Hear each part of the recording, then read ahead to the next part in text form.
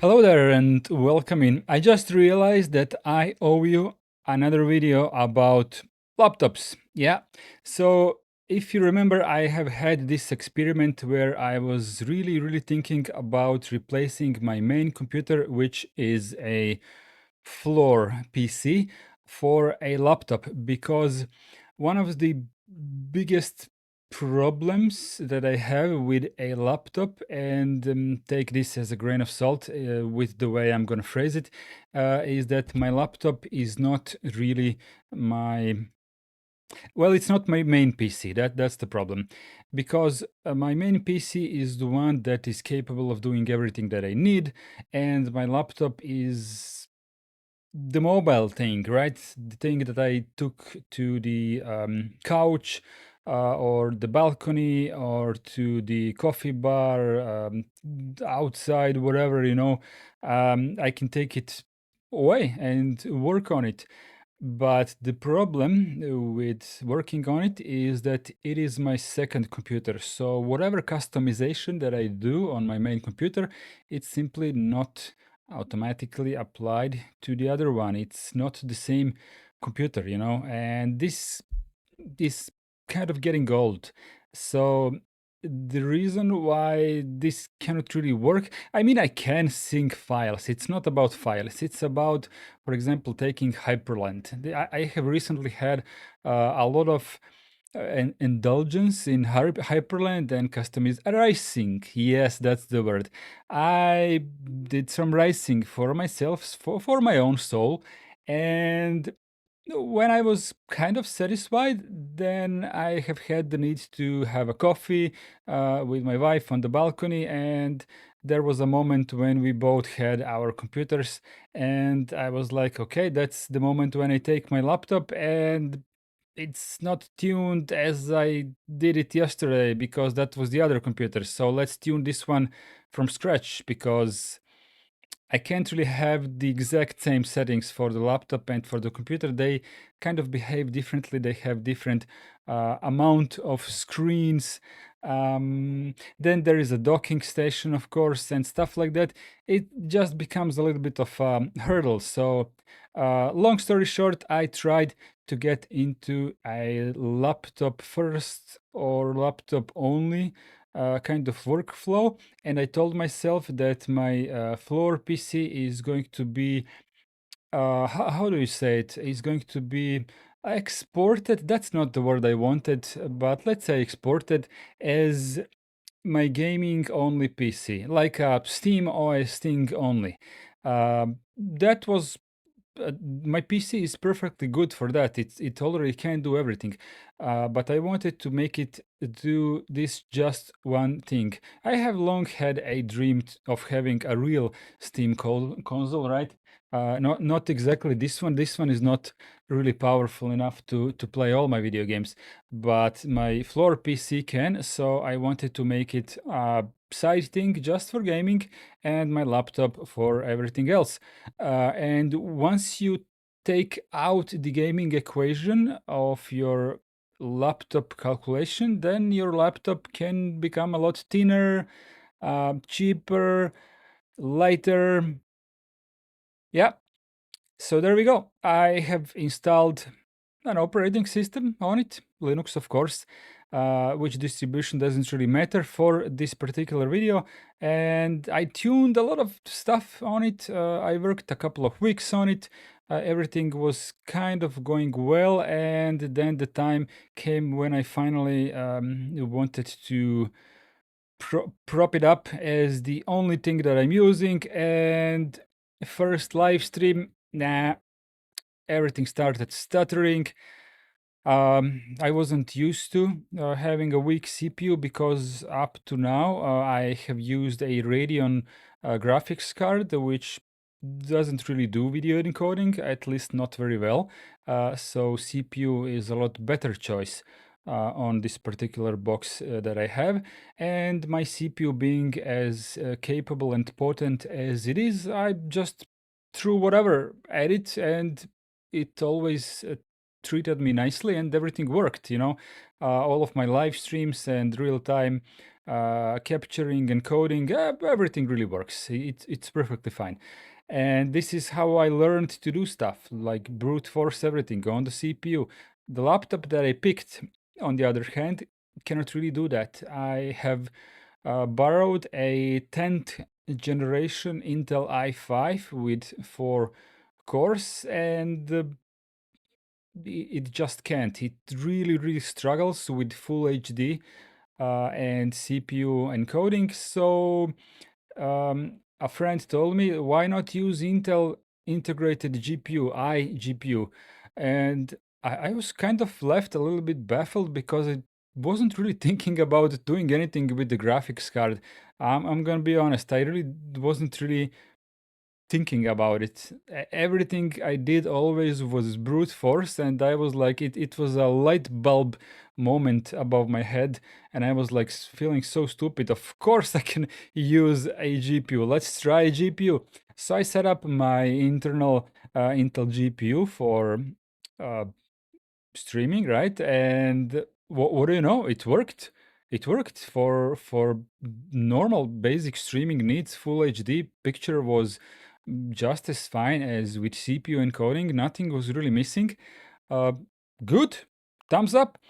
Um Next day, making a new video just like this one, and yeah, it kind of didn't just work. That needed a little bit more tuning. Then I played with um, like closed Intel drivers. Then I had some other errors. Let me fast forward to the solution. So I got the thing working, and I did record my first video, and then I started editing my first recording, and my voice and picture was completely desynchronized, and I was a little bit mad at how this really happened. So I went to an internet search engine and dug a little bit on the internet, and I learned that Intel GPUs have these little bugs, and people generally say that they are okay, but not that predictable. And it is like supposedly well known that with Intel GPU, you are always going to be fixing things. Not with gaming or using your desktop, with encoding and stuff like that. Um, then I tried to do another live stream, and things didn't quite work. The system load was way too high, and things started stuttering again. And I kind of went back to a floor PC, but in the meantime, what I did realize is that well, laptops not really designed, at least laptop CPUs, not that designed for brute forcing.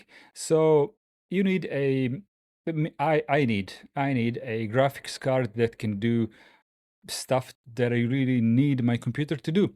AMD cards, not that good. Intel cards, eh, I wouldn't pay money for those. I mean, if I would be investing in a proper laptop that can handle all my needs, I, I'm not ready for to pay money. At least not a good amount of money that these new laptops are worth, in order to get my experience to a level that is lesser and a lot worse than I have with my CPU on my desktop. I mean, mobility is all fine and good. I want to have stuff like that, but it's not worth the price. I would need to pay for a new laptop and then deal with bugs that Intel graphics driver have with encoding. Nah. So that leaves only the third option, which is Nvidia. And oh boy, are those laptops expensive, like really expensive. Especially the fact that most laptops, the new ones, like the black, what do you call it? The last generation, black something. Um, they come with 8 gigs of VRAM, like almost all of them that are even remotely reasonable price, and we are talking way higher than 1,000 euros for an 8 gigabytes graphics card in the laptop. Okay, uh, I don't know what to say. It's unreasonable.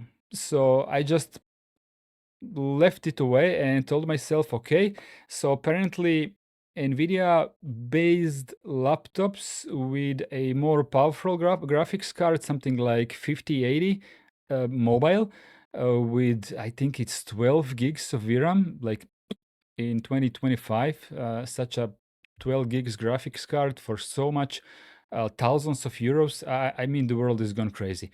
I'm used to getting like secondhand um, parts for my PC, and usually I am well below 1,000 euros with a complete PC with secondhand parts, where I can get, everything that I need, and it's a lot more powerful than any of the laptop I could afford, even with the higher amount of money. So all in all, I'm not super impressed with what I get, with a laptop for the price that I could even remotely comprehend of being able to afford. Sorry for my complex English sentence. I hope it makes sense. Um, but it did left me wonder, what is life with Nvidia like? The last time I tried Nvidia was in the beginning of 2022, when Nvidia relatively freshly switched from their, I don't even remember how they call it, GBM, was the, pardon me for not knowing technical side of Linux and how graphics stack exactly works. I'm still learning, but the most important thing is that in the beginning of 2022, the experience with NVIDIA drivers was shit. Okay, it was shit. And fast forward to 2025, I have purchased a NVIDIA graphics card, and the experience now is lesser than with Radeon. It is better, but there are things that NVIDIA needs to catch up with. Um, Honestly, like this is really like from the bottom of my heart. In the past 3 years, with a Radeon card, uh, it was smooth sailing. Like people come to me a lot in the YouTube comments, in the Odyssey comments, on PeerTube even, on the chat rooms. Like they tell me how they try Linux, it doesn't really work well. These games, these desktop stuff, these and this and this and this, and I'm always a bit surprised at all of these comments when I understand that people don't want to invest effort if they are used to Windows. Most of the things kind of just work on Windows until they don't, which is really often. But they don't really try to fix these things. That they just reboot the computer, and that mostly fixes some things. They update their drivers. That's what they know how to do.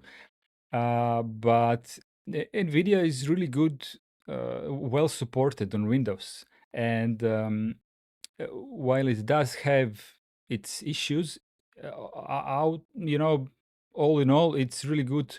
It's really well supported. So when they come to Linux, I don't even realize that most of these people, if not all of them, are NVIDIA people, because on Windows, nobody really buys Radeons. If they do, it's like a couple of digits of percentage, so really insignificant number. So when these people come to Linux, now I finally understand what they are dealing with, and it's not smooth sailing. It works as probably 50% of you who watch this channel know that, because I believe that like half of you do have Nvidia, but it's not good. For example, I tried Hyperland. It has its issues, you know. Things stutter. Things stutter on the window manager that don't stutter on my laptop with integrated GPU. My, my 5-year-old laptop with integrated Intel GPU reports like 20% of GPU usage when I'm doing fast animations on purpose. And this thing like saturates my Nvidia card, and it's an RTX 3060, so a lot more powerful than the integrated Intel GPU one. Why is kills this Nvidia GPU? I don't know, but it behaves not very fluid. I tried to understand this problem and I still didn't find a solution for that.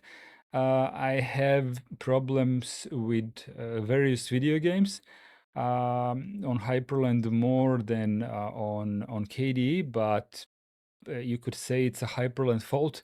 I wouldn't blame you, but these games work fine on Hyperland with Radeon for me. So um, if you watch it from that perspective, then it's kind of Nvidia's fault. you know, it could be Hyperland's fault, but from my perspective, it's Nvidia's fault. Because Hyperland plus Radeon, it works. Um, then I was thinking, okay, if Hyperland is still too new as a project, let's try something older. Maybe I can try Sway. I never tried Sway before, and everyone tells me like that's the most stable and long-running, Wayland tiling window manager. Well, let's try Sway. Okay, I installed Sway on my Arch Linux, and I tried to start it up on my NVIDIA card, and doesn't start at all. It straight up doesn't work. Okay, I see where this is going. Um, okay, let's move video games to Valve's GameScope. Okay, let's tune GameScope. Okay, start it with NVIDIA card, of course. Nope, doesn't work. Straight up refuses to run. I check my settings, my run command. It's really simple, like start GameScope with Steam and do this resolution, this frame rate. Doesn't work.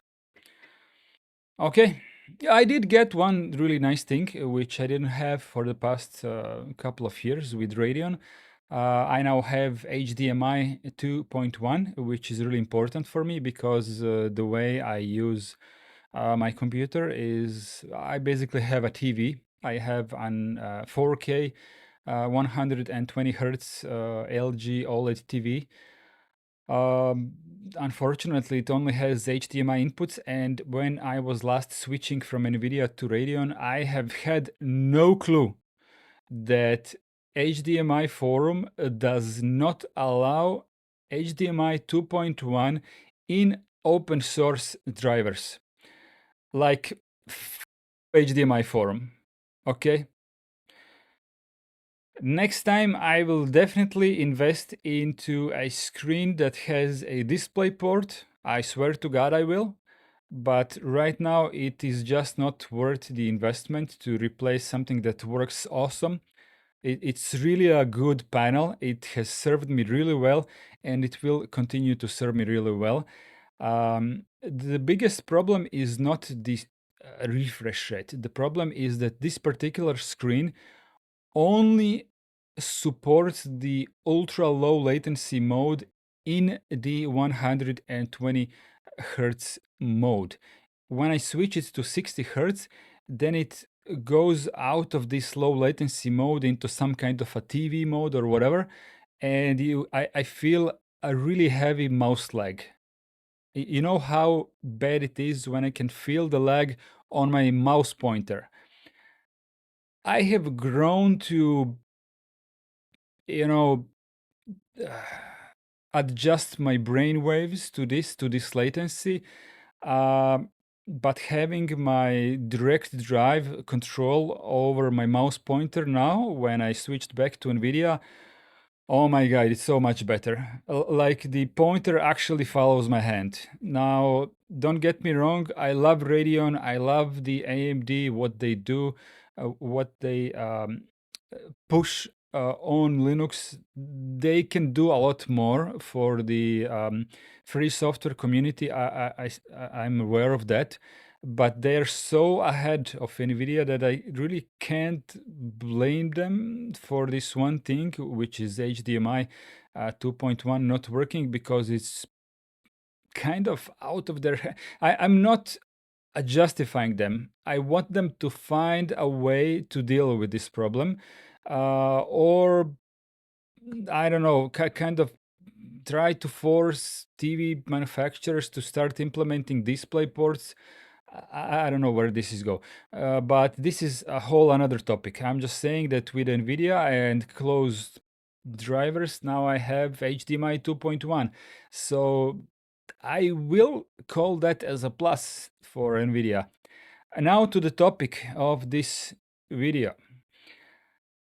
The NVENC encoder, it's fucking flawless. It just works. It's so much faster than encoding with a CPU, and the results are pretty good. I mean, the encoding with a CPU will always be better than any GPU. But NVIDIA's encoder is so good that personally I can't tell the difference between my CPU encoding and my NVIDIA GPU encoding, which is like 15 times faster or whatever the number is. It's just crazy fast. And I can understand that if I would have a proper laptop with NVIDIA card, this could work out for me. Like the whole endeavor of crossing from having a stationary computer to having a laptop workstation, even a thin and light one, because I don't really need graphics power. I only need the VRAM, because if I would want to do 4K video editing with a lot of tracks, if you know how video editing works, when you add a lot of effects that use GPU memory, um, it's not worth the money to buy a laptop with an 8 GB graphics card. It's just not worth the money. It's a waste of money. So what I would need to do is at least invest into a 12 gigs card, and even that in my own mind feels like a waste of money, because there will be a moment when I will need like 13 gigs, and I will be so mad at myself for allowing myself to spend so much thousands of euros of money that I don't have on a computer that cannot do everything, you know. And by everything, that I don't mean high-end video games. Um, I would be happy with a 60 series Nvidia card, so a 4060, 5060, or whatever comes next, because I'm not really buying a laptop right now. Um, like 60 series, but with 16 gigs of VRAM. Call me crazy and tell me that NVIDIA will never allow me to have a low-end graphics card with so much VRAM. They do have it on a desktop. They have like 4060 Ti, 5060 Ti with 16 gigs of VRAM. They do have it, and it's fairly affordable. But in the laptops, you only get 8, and it's the Nvidia way. Yay! I think this can roughly round up the whole video. I now have a Nvidia card in my computer, and I'm going to report in my future videos how my life goes with the Nvidia now. I didn't manage to switch full time to a laptop. I will still continue to be using stuff like HP Dev One and my ThinkPads and stuff like that. These are all like with integrated graphics laptops that cannot be really used for everything that I need, but for mobile stuff, it's fine. That's going to be it from me in this video. If you really watched all the way to now, and that was over 20 something minutes, like, thumbs up for you, man. Give me a like, dislike, follow this channel if you still haven't, because there will be a lot more Nvidia stuff on this channel in the days, months, and weeks to come. And of course, click the bell to see when my videos pop up. I don't know. See you in the next video.